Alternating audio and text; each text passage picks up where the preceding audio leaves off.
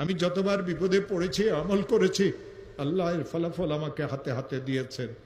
এই পর্যন্ত সারা পৃথিবী থেকে 10 লক্ষের উপরে এই আমল করে যারা আমার কাছে ফোন করে। আফ্রিকা থেকে, আমেরিকা থেকে, লন্ডন থেকে 9 লক্ষের উপরে তো মানুষেরা এই আমলের শেয়ার করেছে। হযরত মুজাদ্দিদ রহমতুল্লাহ আলাইহি তার কিতাবে লিখেছেন, কোন মুসলমান যদি বিপদে পড়ে, কোন মুসলমানের মেয়েটার যদি বিবাহ না হয়, কোন মুসলমান যদি অনেক ঋণগ্রস্ত হয়, কোন মুসলমান যদি দুশ্মনের দ্বারা আক্রান্ত হয়, কোন মুসলমান যদি মিথ্যা মামলা মোকদ্দমাতে ফাঁসিয়ে থাকে, কোন মুসলমানের মেয়েটার যদি তালাক হয়ে যায়, কোন মুসলমান যদি কঠিন কোনো অসুস্থতাতে পড়ে, কোন মুসলমান যদি এমন কোনো বিপদে পড়ে যে বিপদ থেকে উদ্ধারের কোনো রাস্তা নাই, ওই মুসলমান যদি আমলটা করে, 499 প্রথমে 100 বার দরুদ শরীফ পড়বে। যেই দরুদ শরীফ সে পড়তে জানে, ইশারের নামাজের শেষে ঘুমের আগে পড়বে আল্লাহুম্মা সাল্লি আলা সাইয়্যিদিনা মুহাম্মদ 100 বার। 499 বার পড়বে লা হাওলা ওয়ালা কুওয়াতা ইল্লা বিল্লাহ। একবার পড়বে লা হাওলা ওয়ালা কুওয়াতা ইল্লা বিল্লাহিল আলিয়্যিল আযীম। 100 বার দরুদ শরীফ পড়বে, হাত পাতিয়ে বলবে, মাওলা আমি অনেক গরিব মানুষ, মেয়েটার তালাক হয়ে গেছে, মেয়েদের বিবাহ শাদীও হয় না, ঋণগ্রস্ত হয়ে গেছি, ব্যবসাটা অচল হয়ে গেছে, মিথ্যা মামলা মোকদ্দমাতে ফাঁসিয়ে গেছে। যত কঠিন বিপদে হোক না কেন, যত কঠিন বিপদে পড়ুক না কেন, আমার মাওলা বলেন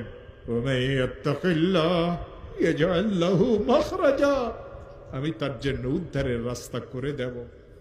ও আমার প্রিয় ভাইরা, এই আয়াত আল্লাহ সূরা তালাকে নাজিল করেছেন। কেন সূরা তালাকে আয়াত নাজিল করেছেন জানেন? ইসলাম ধর্মে সবচেয়ে নিকৃষ্টতম জায়েজ হলো এই তালাক। এই তালাকের কারণে 2টা পরিবার ধ্বংস হয়ে যায়, মাসুম বাচ্চাদের জীবন ধ্বংস হয়ে যায়। এই তালাকের কারণে মানুষদের অবস্থার এমন সৃষ্টি হয় যে সে বর্ণনাও করতে পারে না। বড় বোনের তালাক হয়ে গেল, ছোট বোনগুলি বিবাহ আটকিয়ে গেল। নিশ্চয় মেয়েরা খারাপ, নাইলে কেন তালাক হইল? জামাইকে দেখতে তো অনেক ভালো লাগে। আমার প্রিয় ভাইয়েরা, এই মেয়েটা শ্বশুর বাড়িতে শান্তিতে ছিল না। বাপের বাড়িতে যতদিন ছিল ঘরের কাজ কামে মেয়েকে করা লাগতো। শ্বশুর বাড়িতে যাওয়ার পরে এই মেয়ের এত কষ্ট হয়, কাউকে খুলিয়ে বলতে পারে না। বাপ গরিব মানুষ, বাপের কাছেও বলতে পারে না, নীরবে সহ্য করে। যৌতুক নামের এক অভিশাপ মুসলমানদের ঘরে ঘরে ঢুকেছে। ইসলাম ধর্মে যৌতুক হারাম, ইসলাম ধর্মে যৌতুক হারাম। ব্যয় বাড়ির চেয়ার কুর্সি, ব্যয় বাড়ির ডাইনিং টেবিল, ব্যয় বাড়ির থেকে খাট নিয়েন না মুসলমানেরা।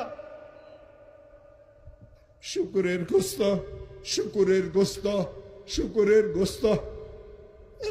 যৌতুকের অর্থ আর মাল এই 2টা সমান।